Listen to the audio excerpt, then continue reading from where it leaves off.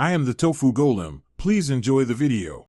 You start by opening Among Us and going straight to chat and controls so you can toggle emoji support. This is the fastest route to begin.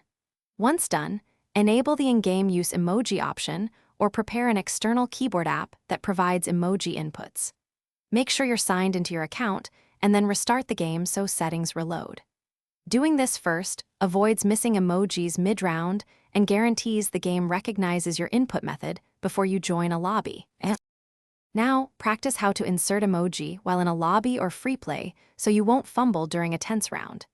You tap the chat box and either switch to your emoji keyboard or type an in-game code like /emoji if supported. Long press or swipe gestures speed selection.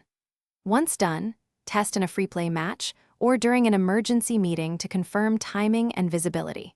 This method saves time and ensures teammates see correct reactions, which matters for clear communication. Finish by verifying emoji display with other players on different platforms. Cross-platform rendering can differ. If emojis don't show, make sure your game and keyboard app are up to date and clear the app cache, then relaunch. This often fixes font or encoding issues. If problems persist, switch to simple text tags like smile or short descriptors so your message is understood.